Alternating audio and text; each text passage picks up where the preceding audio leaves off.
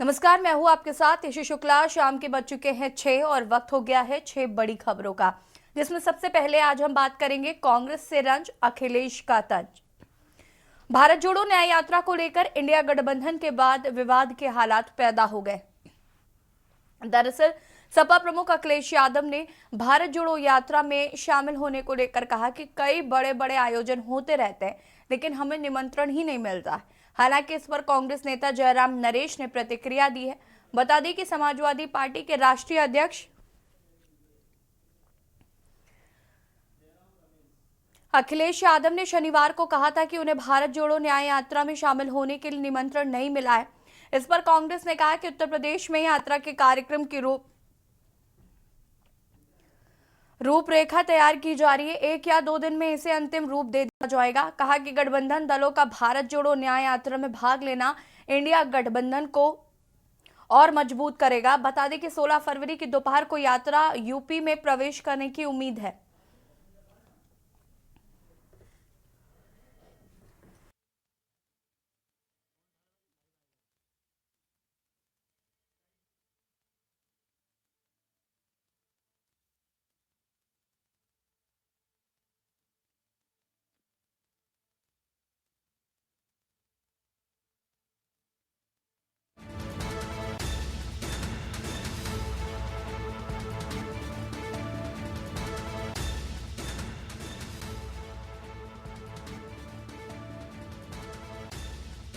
ने कहा कि इतने बड़े कार्यक्रम होते रहते हैं, नहीं मिलता है न्योता। बता दें कि कांग्रेस की भारत जोड़ो न्याय यात्रा यूपी से होकर गुजरेगी, जिसका रोड मैप तैयार किया गया है और अखिलेश का कहना है कि उनको न्योता नहीं दिया गया है।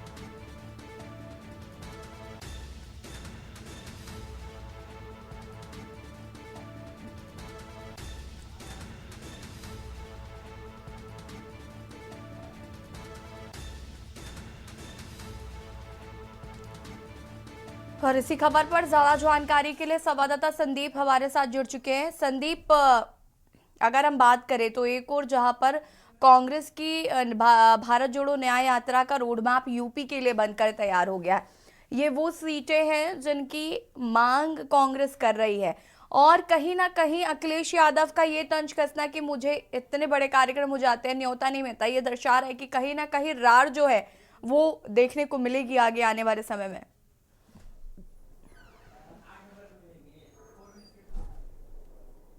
बिल्कुल, देखिए निश्चित तौर पे जिस तरीके से इंडिया गठबंधन एक साथ आया था और कई दल उसमें जो है शामिल हुए थे।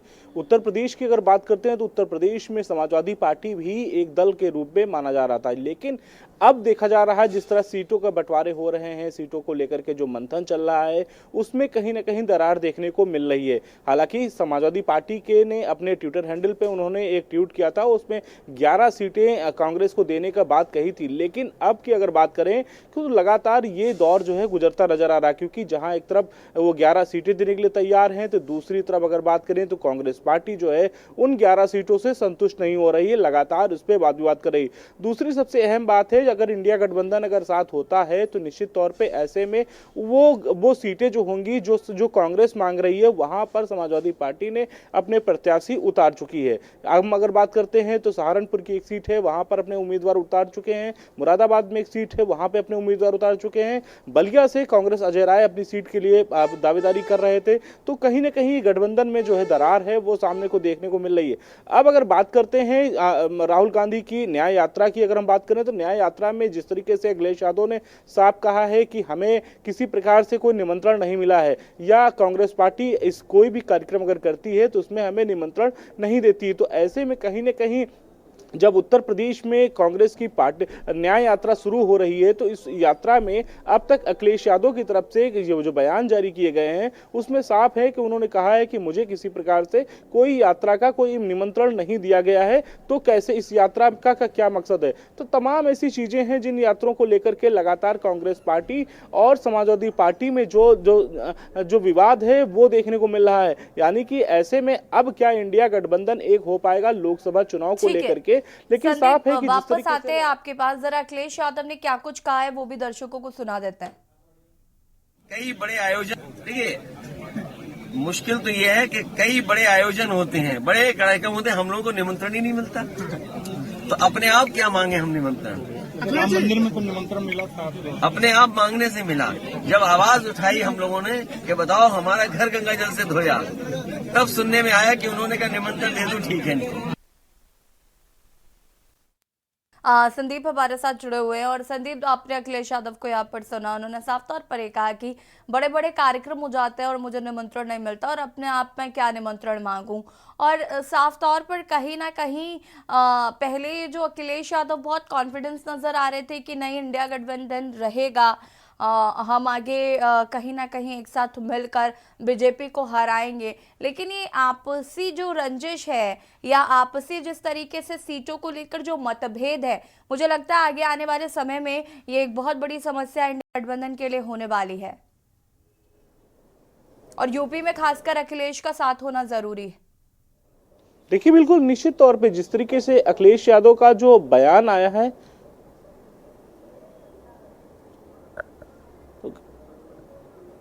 उस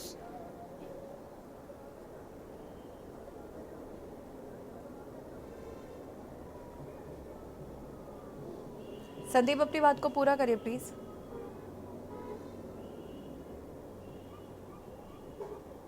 जी जी, देखिए अखिलेश यादव का जिस तरीके से जो बयान आया है, उस बयान में साफ तौर पे देखा जा रहा है कि अखिलेश यादव ने नाराजगी व्यक्त की है और अखिलेश यादव ने साफ तौर पे कहा है कि बड़े बड़े कार्यक्रम हो जाते हैं जहां हमें निमंत्रण नहीं मिलता है। तो ऐसे में उत्तर प्रदेश में यात्रा महत्वपूर्ण होगी, क्योंकि जिस तरीके से लोकसभा की 80 सीटें हैं और इंडिया गठबंधन में साथ आ रही 80 सीटें। तो अगर इंडिया गठबंधन में अगर सब लोग साथ मिलकर के अगर चुनाव लड़ना चाहते हैं तो सबसे पहले अपने तालमेल को एक करना होगा। हालांकि जिस तरीके से अभी तक जो नहीं देखने को मिला है, लेकिन सबसे बड़ी बात यह है कि अखिलेश यादव की जो बातें कही है, उन्होंने मीडिया से बात करते हुए अपनी बात रखी है कि साफ तौर पे बड़े बड़े कार्यक्रम हो जाते हैं, उसमें आमंत्रित नहीं किया जाता है, इसका दुख व्यक्त किया है उन्होंने। इसके साथ ही साथ उन्होंने ये भी कहा है कि जिस तरीके से इंडिया गठबंधन को लेकर के हमने 11 सीटें दी हैं, तो बहुत सी ऐसी चीजें हैं जिन पर जो है चर्चा होनी चाहिए। और निश्चित तौर पर कांग्रेस पार्टी अगर निमंत्रण नहीं देती है तो कांग्रेस की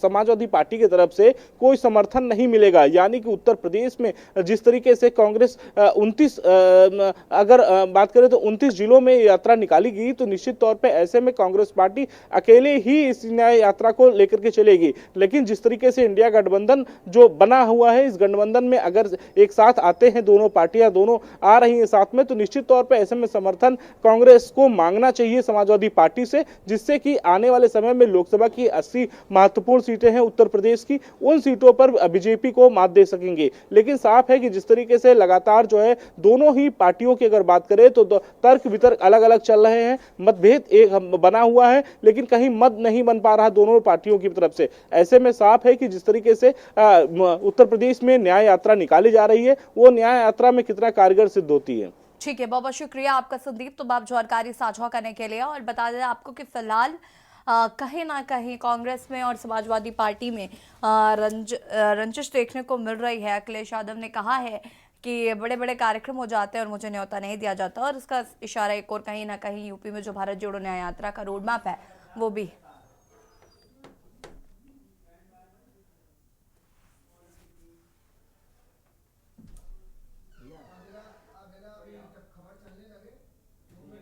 और अब बात करेंगे देश का गद्दार गिरफ्तार। पाकिस्तानी खुफिया एजेंसी आईएसआई को भारतीय सेना से जुड़े गोपनीय दस्तावेज मुहैया कराने वाले भारतीय नागरिक को गिरफ्तार किया गया है। यूपी एटीएस की टीम को बड़ी सफलता मिली है। आरोपी शख्स की पहचान सतेंद्र सिवाल के तौर पर हुई, जो कि यूपी के हापुड़ जिले का रहने वाला है। आरोपी शख्स विदेश मंत्रालय में एमटीएस के पद पर कार्यरत था और वर्तमान में रूस के दूतावास में नियुक्त था। यूपी एटीएस को विभिन्न गोपनीय सूत्रों से जानकारी मिली थी। पाकिस्तानी खुफिया एजेंसी आईएसआई के हैंडलरों द्वारा कुछ छद्दा नाम के व्यक्तियों से भारत सरकार के विदेश मंत्रालय के कर्मचारियों से बेला फुसलाकर पैसे का लालच देकर भारतीय सेना से जुड़ी गोपनीय जानकारी मुहैया कराई जा रही है। और ये जानकारी ऐसी थी जिससे भारत की आंतरिक और बाहरी सुरक्षा को एक बड़ा खतरा उत्पन्न हो सकता था, और फिलहाल गिरफ्तार कर लिया गया। और इसी खबर पर संवाददाता राजू हमारे साथ जुड़ चुके हैं। राजू, क्या कुछ जानकारी है? मेरठ से देश के गद्दार की गिरफ्तारी हुई है। हाँ बिल्कुल, देखिए ऐसी आपको मैं बता दूं कि आईएसआई एजेंट एक तौर पर हम कहेंगे कि आज मेरठ से गिरफ्तार किया है एटीएस ने।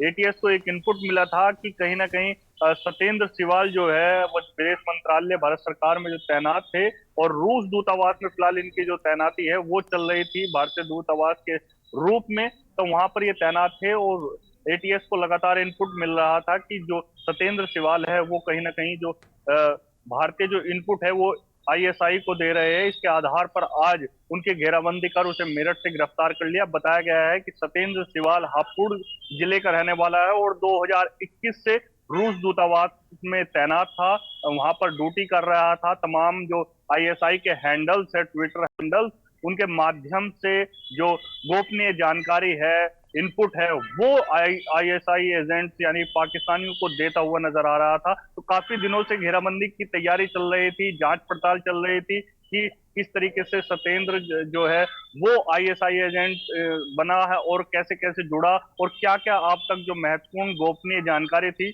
वो आईएसआई को उपलब्ध कराए। तो तमाम बिंदुओं पर एटीएस काम कर रही थी और आज सत्येंद्र सिवाल को मेरठ से गिरफ्तार कर लिया और गिरफ्तार करने के बाद उससे अब सख्ती से पूछताछ की जा रही है। तमाम इनपुट जो है वो प्राप्त किए जा रहे हैं, बातचीत उससे की जा रही है, जानकारी ली जा रही है कि आखिर अब तक कितनी वो जानकारी भारतीय सेना की और भारतीय दूतावास की वो आईएसआई को दे चुका है और किस तरीके से उसे लालच देकर आईएसआई ने फंसा, पैसों का लालच दिया, धन का दिया या अन्य और कोई हनी ट्रंप जैसा कोई इस तरह का मामला तो सामने नहीं आया। तो तमाम जो बिंदु है उन पर एटीएस अब लगातार सत्येंद्र सिवाल से बातचीत कर रही है, पूछताछ कर रही है। बताया गया है कि उसके पास से आधार कार्ड भी बरामद हुए हैं, पैन कार्ड भी बरामद हुए हैं और 2 मोबाइल भी बरामद उससे हुए हैं। फिलहाल तमाम बिंदुओं पर एटीएस पूछताछ कर रही है और साफ तौर पर देखिए जिस तरीके से सत्येंद्र सिवाल भारतीय दूतावास में रूस में तैनात थे और कहीं ना कहीं इस तरह की जो इनपुट है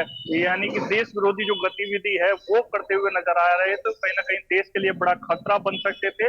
लेकिन समय से ही एटीएस ने तमाम जो इनपुट मिल रहे थे उसके आधार पर सत्येंद्र को आज मेरठ से गिरफ्तार कर लिया। फिलहाल जो सत्येंद्र का घर है हापुड़ देहात में घर बताया गया है, वहां पर भी जो पुलिस है, स्थानीय पुलिस, वो जांच पड़ताल कर रही है, पूछताछ कर रही है घर वालों से कि किस तरीके से सत्येंद्र जो आईएसआई के संपर्क में आया ठीक है और राजू, कैसे बहुत कैसे वो शुक्रिया आपका काम जानकारी साझा करने के लिए। और बता दें यूपी एटीएस को एक बड़ी सफलता मिली है, देश के गद्दार को मेरठ से गिरफ्तार किया गया है। आईएसआई को भारत की जानकारियां साझा करने का आरोप।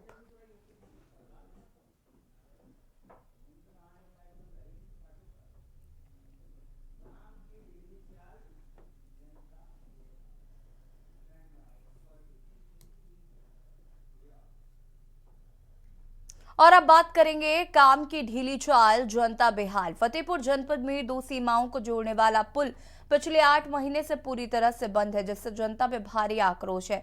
वहीं पुल का यातायात न चालू होने के कारण कई जनपदों के राजस्व का भारी नुकसान हो रहा है। बता दें कि पुल एनएचआई के कार्यक्षेत्र में आता है। 8 माह से कार्यदायी संस्था बेहद धीमी गति से कार्य कर रही है। पुल चालू होने पर जनता को सिर्फ आश्वासन ही मिलता है, जबकि कई जनपदों की जनता आवागमन शुरू की उम्मीद में बैठी है।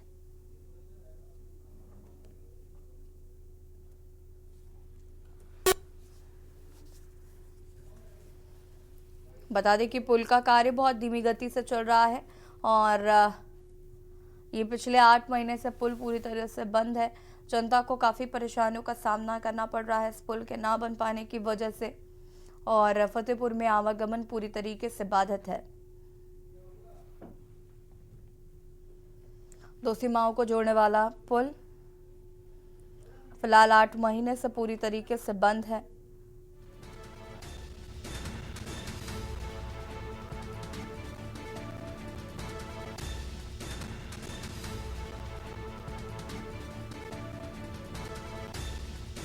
जनता में भारी आक्रोश।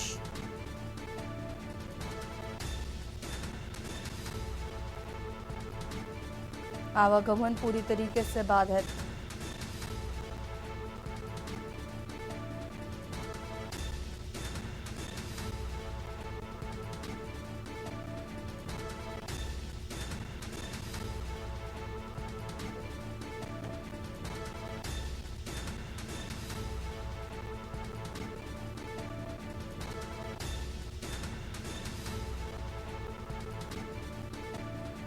और इसी खबर पर ज्यादा जानकारी के लिए संवाददाता सुशील हमारे साथ जुड़ चुके। सुशील, क्या कुछ जानकारी है? दो सीमाओं को जोड़ने वाला ये पुल पिछले 8 महीने से बंद है, क्या कुछ जानकारी है इसको लेकर? क्या जिम्मेदारों से आपने बातचीत करने की कोशिश की है?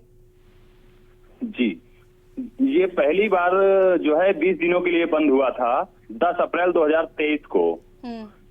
उसके बाद फिर 1 महीने बाद फिर से चालू हुआ कुछ दिनों के लिए, और फिर लगातार जून माह से लगातार ये पुल बंद है। और ये पुल जनपद फतेहपुर और बांदा की सीमा से जोड़ता है। यहाँ जमुना नदी है, जमुना नदी के ऊपर बना हुआ है ये पुल, और मध्य प्रदेश और उत्तर प्रदेश का मुख्य मार्ग कहा जाता है इसको, जिससे यातायात भारी मात्रा में निकलते हैं और राजस्व का बहुत बड़ा यहाँ से टर्नओवर होता है, क्योंकि जमुना नदी के बांदा जिले में कई खदानें चलती हैं और फतेहपुर जनपद में भी चलती हैं, और इसी रास्ते से होते हुए कबरई तक का जो है ट्रांसपोर्ट यहीं से निकाला जाता है, और ये लगातार पिछले 8 माह से बंद चल रहा है। बिल्कुल सुशील, तो जिम्मेदारों से बातचीत नहीं की आपने कि आखिर कब तक इतनी धीमी गति से काम चलता रहेगा? आम जनता को परेशानियों का सामना करना पड़ रहा है।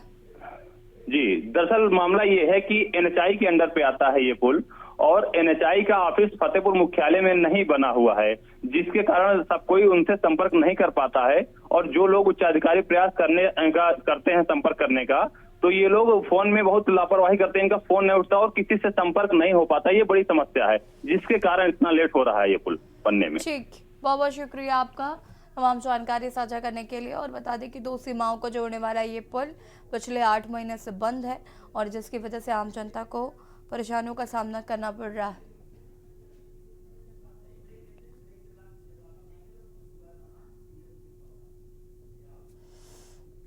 और यहाँ रुकेंगे एक छोटे से ब्रेक के लिए। ब्रेक के बाद बात करेंगे खुश हुआ समाज, सीएम की सौगात। ब्रेक के बाद एक बार फिर से आप सभी का स्वागत है और बात करेंगे खुश हुआ समाज, सीएम की सौगात।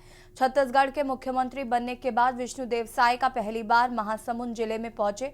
वहां पर सीएम विष्णुदेव साय महासमुंद जिले के ग्राम झलक में आयोजित संत गुरु रविदास महासभा और रविदास समाज के राज्य स्तरीय महासम्मेलन में बतौर मुख्य अतिथि शामिल हुए, जहां जनसभा को संबोधित करते हुए सीएम विष्णुदेव साय ने सामाजिक सभा को कहा कि आप संत रविदास के वंशज हैं। इसके साथ ही उन्होंने रविदास समाज के युवाओं के विकास के लिए 10 लाख रुपए देने की घोषणा की है।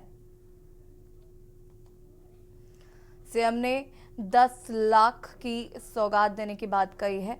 रविदास समाज का राज्य स्तरीय महासम्मेलन कार्यक्रम था, और इसी खबर पर ज्यादा जानकारी के लिए गौरव हमारे साथ जुड़ चुके हैं। गौरव, क्या कुछ जानकारी है? सीएम ने 10 लाख देने की बात कही है।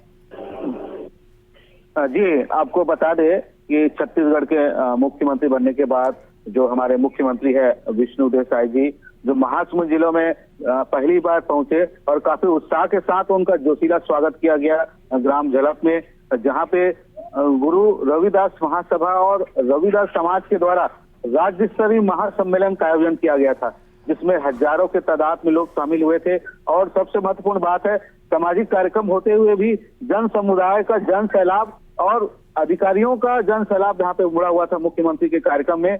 और एक विशेष बात ये थी कि रविदास समाज के युवाओं के लिए 10 लाख देने की घोषणा भी की, और मोदी गारंटी के बारे में भी जन संबोधन में भी काफी कुछ कहा। ठीक है, बहुत बहुत शुक्रिया आपका तमाम जानकारी के लिए। महासम्मेलन में शामिल हुए सीएम विष्णुदेव साय।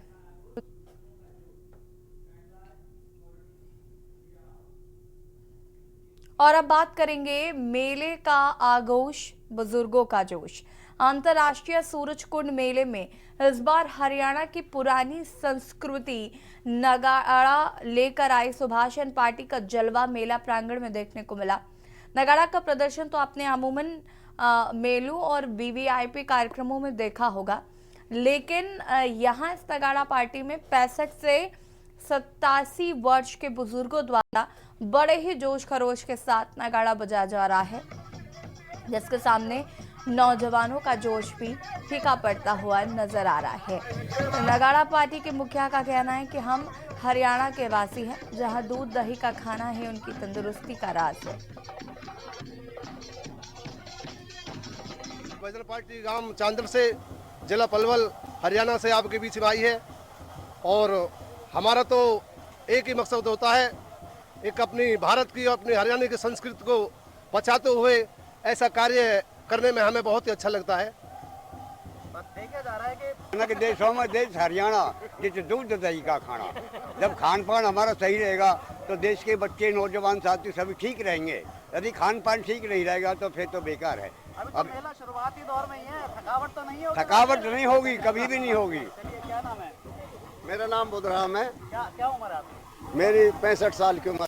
हाँ। सारे लगभग लग रहा है कि 60 के प्लस ही है। हाँ जी, सब 60 के प्लस ही है। हाँ जी, हमारा ये 90 प्लस में है।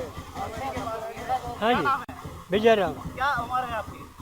87। आप भी चांदट से हैं? चाणक से। तो कितने सालों से जो है आप इस मैं इतने बड़े 14 साल से गा रहा हूँ, 14 साल की बजा रहा उम्र से? हूँ, 14 साल से। क्या कहना चाहेंगे जो आज भी युवा जो है कम उम्र में थक जाते हैं? हाँ, वो तो समय सही है। आज क्यों युवा तो है कि जो है। आप बहुत पुराने समय से इसमें जुड़े हुए हैं, तो ये किस तरह से जो है लोग हरियाणा की संस्कृति से जुड़ा हुआ है जो ये? हाँ, हरियाणा की संस्कृति से जुड़े हो। हमारी जो संस्कृति है पुरानी वो चलती रहे।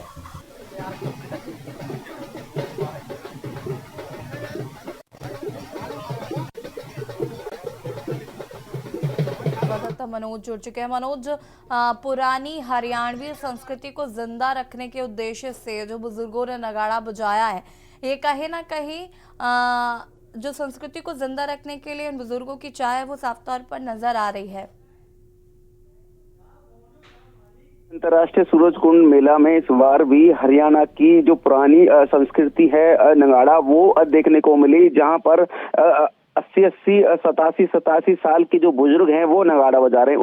और जब हमने उनसे बात की तो उनका साफ कहना था कि जो हमारे पूर्वज थे वो काफी समय से सूरज कुंड मेले में आया करते थे और तभी से ही ये परंपरा चली हुई है, और जिसको लेकर युवा पीढ़ियों को भी इसकी और आकर्षित करते हैं। और नगाड़े की जो ताल इतनी मिलाते हैं कि सूरज कुंड मेले में चार नगाड़े की जो गूंज है वो बेहतरीन होती है। और उसके लेकर बता दें कि जो जितने भी जो बुजुर्ग हैं ये पलवल के बंचारी गांव से ये ताल्लुक रखते हैं, और हर साल की तरह इस साल भी सूरजकुंड मेले में नगाड़े को बेहद माना जाता है। और हरियाणा की जो धरोहर है, जो कल्चर जो हरियाणा का जो छुपता हुआ नजर आ रहा है, उसी को लेकर कहीं ना कहीं जो आने वाली जो युवा पीढ़ी है उसको भी लेकर जागरूक कर रहे हैं कि लगातार जिस तरह से पहले गाँव में जो पंचायतें हुआ करती थी या बड़े बड़े फंक्शन हुआ करते थे उनमें नगाड़ा बजा करते थे, पर अब कहीं ना कहीं बता दें कि अंतर्राष्ट्रीय जो सूरजकुंड मेले में। मनोज जी, बहुत बहुत शुक्रिया आपका जानकारी साझा करने के लिए।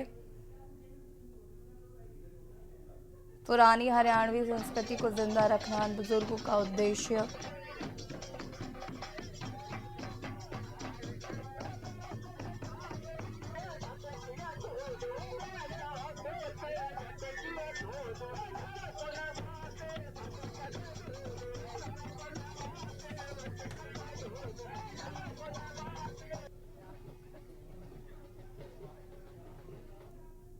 और अब बात करेंगे मौसम के तुनक मिजाज और तेवर। पहाड़ी क्षेत्र समेत उत्तर पश्चिमी के राज्य भी एक पश्चिमी विक्षोभ के प्रभाव से उभरे भी नहीं थे कि दूसरे ने दस्तक दे दी है।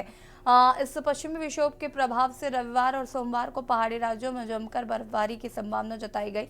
दिल्ली, पंजाब, हरियाणा, यूपी, बिहार जैसे मैदानी राज्यों में कहीं हल्की तो कहीं मध्यम बारिश होने की संभावना, और कुछ जगहों पर सुबह के समय घना कोहरा छा सकता है। मौसम के मिजाज में ये बदलाव कम से कम 4 से 5 दिन रहेगा और इसके चलते ठंड चलेगी और पारा भी लुढ़केगा। वहीं शनिवार को राष्ट्रीय राजधानी दिल्ली समेत ज्यादातर इलाकों में सुबह के समय धूप खिली, लेकिन दोपहर बाद बदली छा गई और पारा भी लुढ़क गया।